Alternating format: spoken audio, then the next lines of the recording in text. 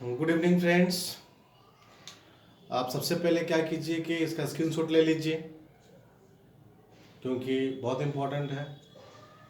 चलिए,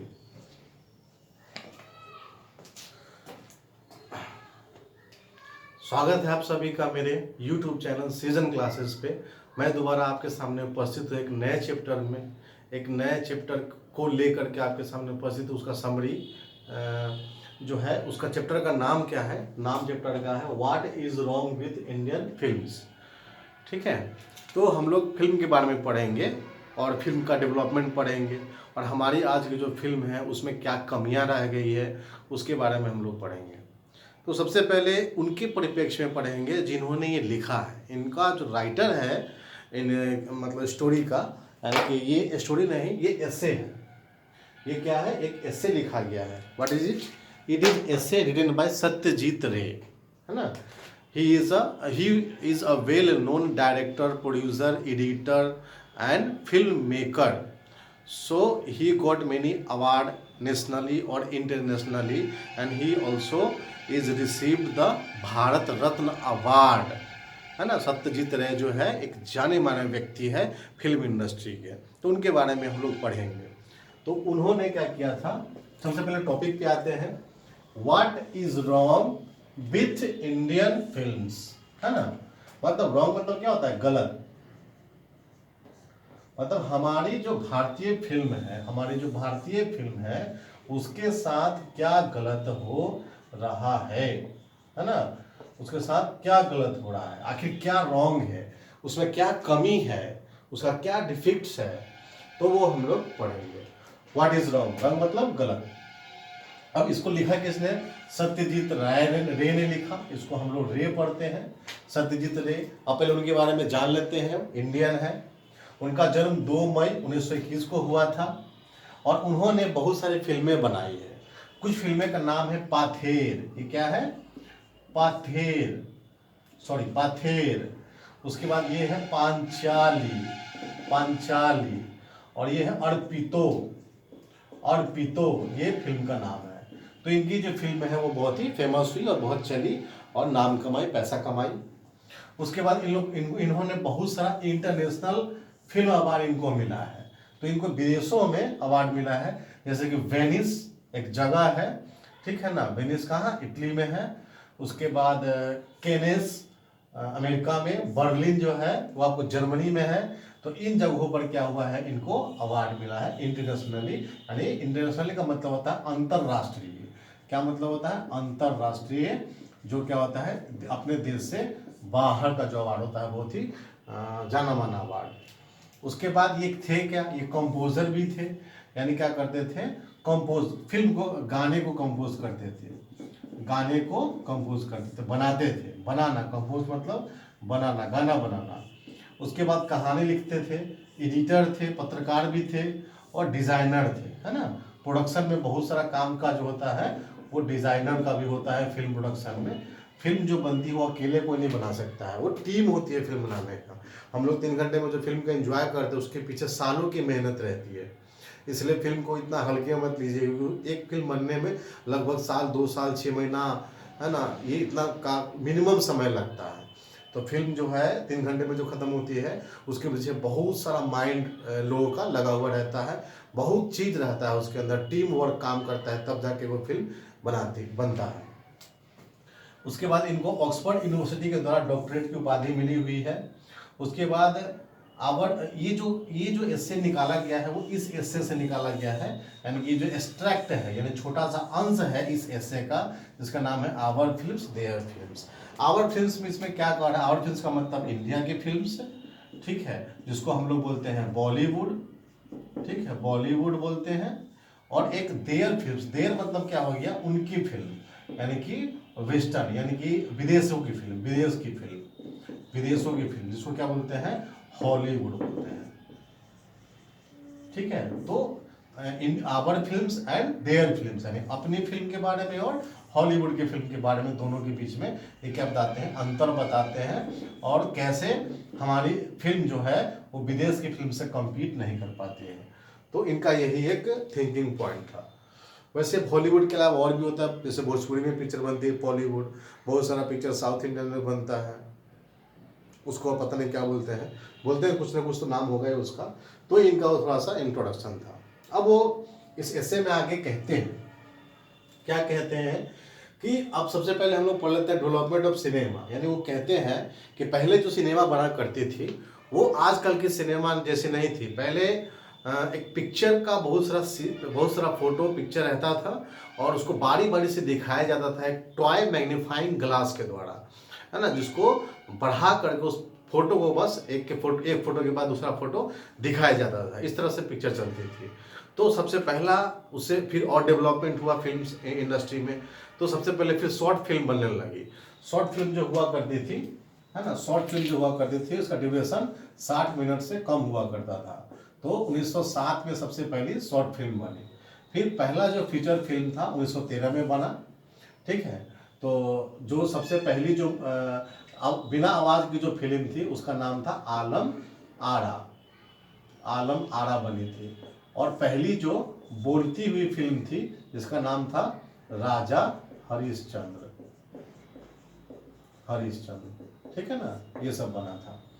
अब है 1920 तक आते आते ये क्या बन गया, बहुत बड़ा बिजनेस बन गया, व्यापार बन गया।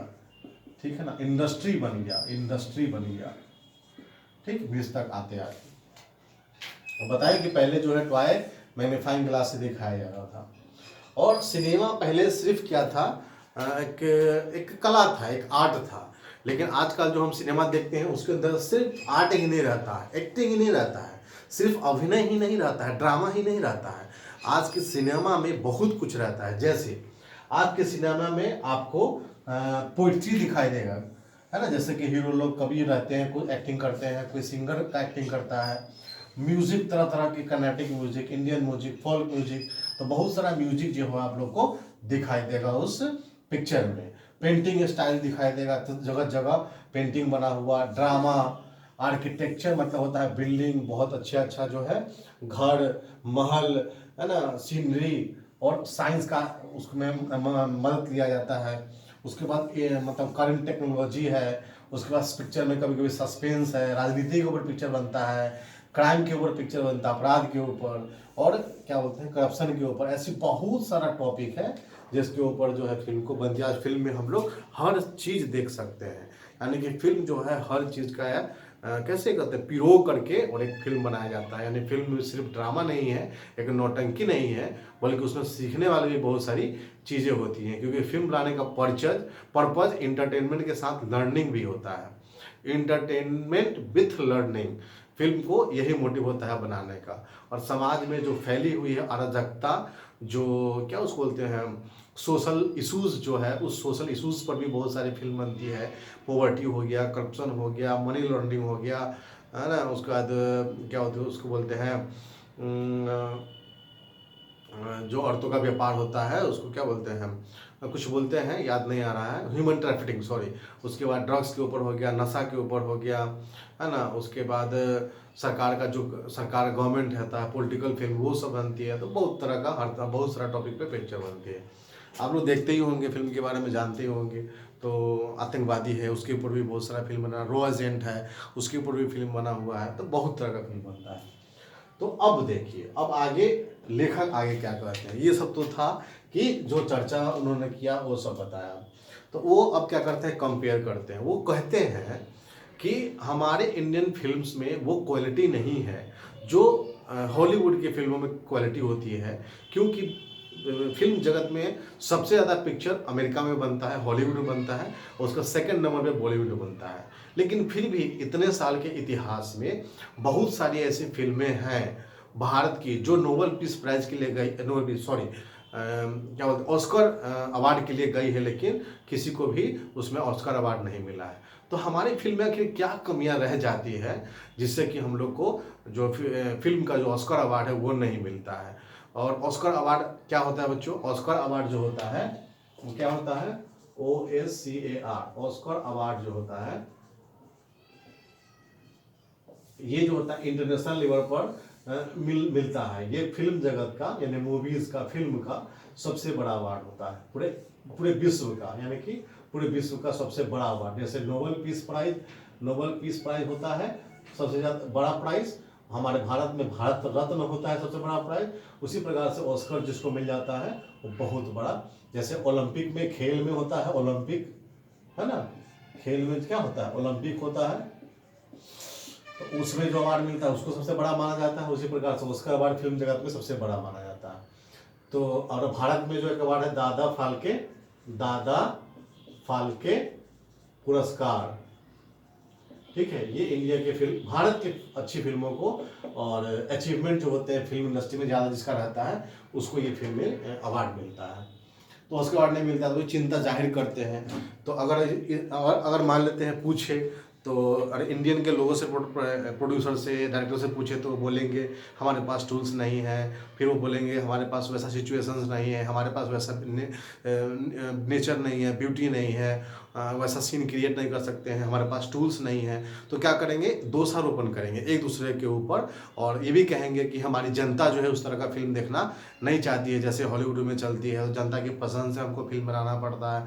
तो तरह तरह की बातें, फिल्म जो को डायरेक्शन है वो बनेगी, लेकिन लेखक का एक ही बात है कि क्यों हम लोग जो विदेशी जो फिल्म है उससे कम्पीट नहीं कर पाते हैं, और क्यों हमको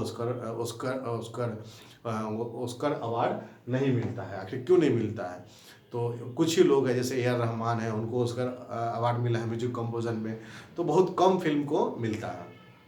इतना सारा पैसा खर्च करते हैं फिल्म बनाने में, और अब फिर भी हम लोग को इंटरनेशनल लेवल पे कोई भी अवार्ड नहीं मिलता है, ठीक है। तो वही बात है, बेस्ट एक्टिंग का अवार्ड मिल जाता है इंडिया में, विदेश में नहीं मिल पाता है। कुछ हमारे इंडियन एक्टर्स भी है जैसे प्रियंका चोपड़ा, ये सब विदेश, दीपिका पादुकोण, तो ये सब जो है कभी कभी हॉलीवुड में काम भी की है, लेकिन इतना इनको रिकॉग्नाइजेशन नहीं मिला है, ठीक है। तो हम लोग यही बात कर रहे थे। उसके बाद अब लेखक आगे बोलते हैं, राइटर जो बोलते हैं कि हमारे यहाँ शूटिंग करने की कमी नहीं है, हमारे यहाँ इंडोर शूटिंग किया जा सकता है, क्योंकि हमारे यहाँ नेचुरल ब्यूटी की कमी नहीं है, हमारा देश भरा पड़ा है ब्यूटी से, है ना। फिर जियोग्राफिक डाइवर्सिटी हमारे इंडिया में बहुत है। उसके बाद कुछ फिल्म का एग्जाम्पल देते हैं, जैसे धरती के लाल और कल्पना, ये दो फिल्म का एग्जाम्पल देते हैं। कल्पना जो है उदय शंकर द्वारा बनाया गया था, तो इसमें एक भारत की परंपरा है ना, ट्रेडिशनल मतलब क्या होता है, परंपरा झलकती है, ये दिखाई देता है ना। तो इस तरह से जो है कहते हैं कि जो इंडियन फिल्म्स है वो डायरेक्टर को ये ध्यान रखना होगा कि इंडियन फिल्म को क्या चाहिए। तो इंडियन फिल्म बनाते समय डायरेक्टर को सोचना पड़ना मोर इमेजिनेटिव होना चाहिए। इमेजिनेटिव मतलब क्या होता है, काल्पनिक, और कल्पना कीजिए, ठीक है ना, और कल्पना कीजिए और थिंकिंग सोचिए फिल्म के ऊपर कि कैसे कंपटीशन करेंगे, और अपनी कमियों को दूर करके फिल्म को बनाइए। और फिल्म को क्या चाहिए, डायरेक्टर लोग को मोर इंटीग्रिटी चाहिए, इंडियन लाइन पर फिल्म बनाइए, है ना।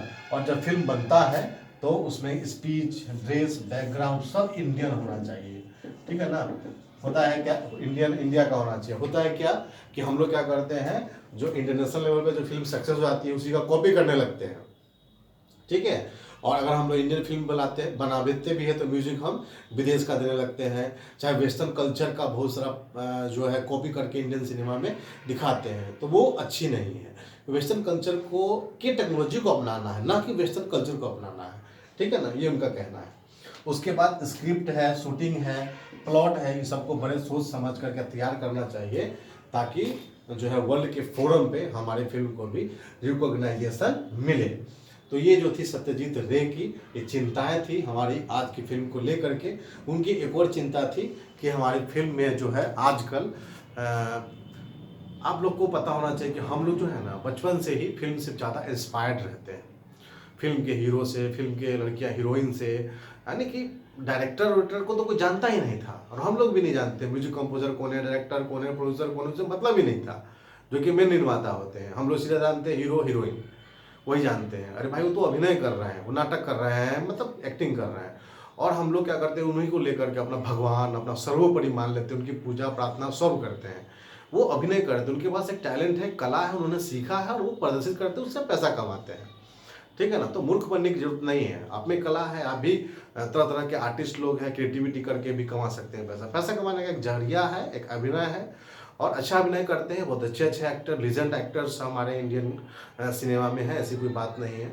लेकिन कहना ये मतलब कुछ डायरेक्टर्स ऐसे भी हैं जो समाज में अश्लीलता को फैलाते हैं, जो है ना, वो अश्लीलता का मतलब है कि छोटे छोटे कपड़ों में दिखाना, चाहे और भी बहुत सारी चीज़ें, लैंग्वेज जो है डबल लैंग्वेज यूज़ करना, और कई जगह गालियों का प्रयोग कर देना फिल्म में।